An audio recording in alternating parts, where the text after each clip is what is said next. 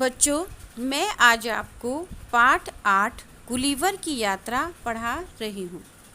पाठ परिचय। प्रसिद्ध अंग्रेजी कहानीकार जोनाथन स्विफ्ट की पुस्तक गुलिवर ट्रेवल्स एक विश्व प्रसिद्ध कृति है। लेखक ने गुलिवर का काल्पनिक पात्र गढ़कर उसकी विचित्र यात्राओं के माध्यम से पाठकों का भरपूर मनोरंजन किया है। प्रस्तुत पाठ गुलिवर की ऐसी ही एक यात्रा का हिंदी रूपांतर है। पाठ शुरू करते हैं। मेरा नाम गुलिवर है। मैं एक जहाज़ पर नौकरी करता था। नौकरी करते हुए मुझे कई लंबी लंबी यात्राएं करनी पड़ती थी। एक बार मैं दक्षिणी सागर से पूर्वी द्वीप समूह की ओर जा रहा था कि अचानक हमारा जहाज़ तूफान में फंस गया और चकनाचूर हो गया। ईश्वर की कृपा से मैं तैरकर किनारे पर आ गया और अत्यधिक थकान के कारण वहीं ज़मीन पर लेट गया। मुझे गहरी नींद आ गई। जब मेरी नींद खुली तो मैंने अपने आप को पतले पतले धागों से बंधा हुआ पाया। मैं कुछ समझने की कोशिश कर ही रहा था कि कोई चीज़ मेरे पैरों पर रेंगती रेंगती मेरी छाती पर आ खड़ी हुई। यह एक मानव आकृति थी जिसकी ऊंचाई लगभग 1 थी। कुछ देर बाद मैंने देखा कि मेरे शरीर पर उस तरह की सैकड़ों आदमी चढ़ आए। मैं ज़ोर ज़ोर से चिल्ला उठा, कौन हो तुम लोग? मेरा चिल्लाना सुनकर वे लोग हड़बड़ा गए और चीखते चिल्लाते हुए भागे। मैंने उठने की कोशिश की तो कुछ धागे टूट गए। यह देखकर कुछ लोगों ने मुझ पर तीर चलाना आरंभ कर दिया। वे तीर सुई की तरह पतले पतले थे। मैंने सोचा चुपचाप लेटे रहना ही अच्छा है। अब उन अद्भुत प्राणियों ने तीर चलाना बंद कर दिया। उसमें से एक कुछ दूर ऊंचाई पर खड़े होकर जोर जोर से चिल्लाकर कुछ कहने लगा। मैंने हाथ से इशारा किया कि मुझे उसकी भाषा समझ में नहीं आ रही थी। फिर मैंने मुंह की ओर इशारा करके बताया कि मैं भूखा हूँ। वे लोग मेरा इशारा समझ गए। बस फिर क्या था, उन लोगों ने मेरे मुंह के पास सीढ़ी लगा दी और सैकड़ों लोग टोकरियों में सामान ला लाकर मेरे मुंह में डालने लगे। मैंने पानी पीने का इशारा किया तो उन्होंने कई पीपे पानी मेरे मुंह में उड़ेल दिए। वे लोग बहुत आश्चर्य से मुझे देख रहे थे और सोच रहे थे कि इसका पेट है या कुआं। थोड़ी देर में मेरी पलकें भारी होने लगी और मैं सो गया। खड़खड़ की आवाज़ सुनकर मेरी नींद खुली तो मेरे आश्चर्य का ठिकाना न रहा कि एक गाड़ी में मुझे रखकर कहीं ले जाया जा रहा था। उन छोटे छोटे लोगों की विशालकाय भीड़ हथियार लेकर मेरे साथ साथ चल रही थी। मैं समझ गया कि मुझे बंदी बना लिया गया है। अब मुझे पता चला कि यह लिलीपुट द्वीप है। वहाँ के निवासियों की एक विशालकाय भीड़ मुझे देखने के लिए उमड़ पड़ी। मेरे पहाड़ जैसे भारी भरकम शरीर को देखकर लोग आश्चर्यचकित थे। लिलीपुट के सभी मकान तो बिल्कुल खिलौने जैसे थे। वहाँ के बादशाह ने मुझे एक पुराने मंदिर में कैद कर लिया। इस जगह मैं झुककर अंदर जा सकता था। जैसे वे लोग मेरे विशालकाय शरीर को देखकर आश्चर्यचकित थे, वैसे ही मैं भी उनकी छोटी सी दुनिया देखकर हैरान था।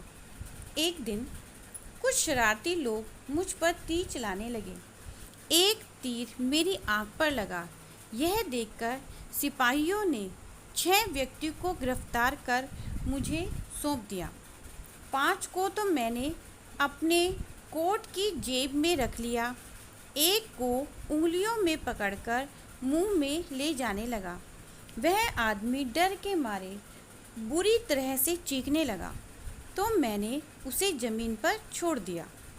मुझसे छुटकारा पाते ही वह गिरते पड़ते वहाँ से भागा। इस बात का लोगों पर अच्छा असर पड़ा।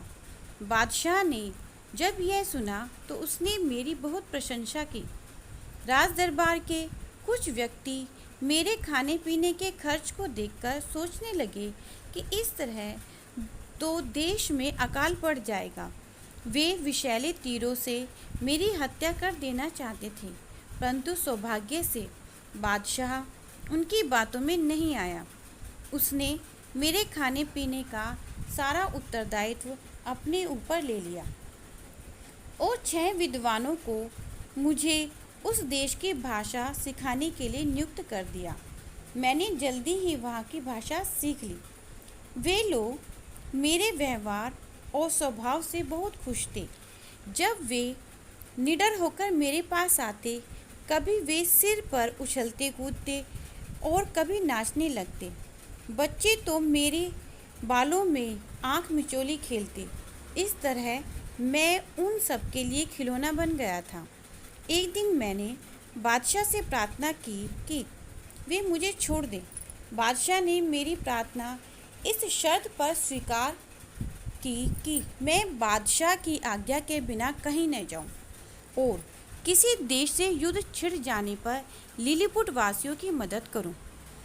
कुछ दिन बाद मुझे खबर मिली कि पड़ोसी देश ब्लेफुस्को के बादशाह ने एक शक्तिशाली जहाज़ी बेड़ा बना लिया है और वह लिलीपुट पर चढ़ाई करने का अवसर देख रहा है। शर्त के अनुसार मैंने उन लोगों की सहायता करने की योजना बनाई। मैं कुछ रस्सियाँ और कांटे लेकर ब्लेफुस्को की खाड़ी की ओर चल दिया। यह खाड़ी उन लोगों के लिए एक महासागर के समान थी, लेकिन मेरे लिए कोई विशेष गहरी न थी। खाड़ी में घुसकर मैंने वहाँ खड़े सभी जहाज़ों को कांटे में फंसा लिया और उन्हें खींचता खींचता लिलीपुट की ओर चल दिया। ब्लेफुस्को के सैनिकों ने मेरे ऊपर तीरों की बौछार शुरू कर दी, लेकिन उनका मेरे ऊपर कोई असर न हुआ, क्योंकि मैंने चमड़े का कोट पहन रखा था और चश्मा लगा रखा था। ब्लेफुस्को के जहाज़ों को जब मैं लिलीपुट की खाड़ी में ले गया तो वहाँ के बादशाह और लोगों ने प्रसन्नता से उछल उछल कर मेरा स्वागत किया। बादशाह ने मुझे अपने देश की सबसे बड़ी उपाधि से सम्मानित किया। कुछ दिन बाद मैंने बादशाह से अपने देश लौटने की आज्ञा मांगी। उन्होंने बड़े प्रेम से मुझे विदा किया और बहुत सी भोजन सामग्री मेरी नाव पर रखवा दी। सौभाग्य से मार्ग में मुझे मेरे देश का जहाज़ मिल गया और मैं अपने देश वापस लौट आया। कहानी के कुछ कठिन शब्द देखेंगे। द्वीप समूह का अर्थ होता है द्वीपों का समूह। चकनाचूर, चकनाचूर का अर्थ है तहस नहस। आकृति का अर्थ है आकार। अद्भुत का अर्थ है अनोखा। प्राणी का अर्थ है जीव। सौभाग्य का अर्थ है अच्छा भाग्य अर्थात किस्मत। उत्तरदायित्व का अर्थ है जिम्मेदारी। नियुक्त का अर्थ है काम सौंपना। मदद का अर्थ है सहायता।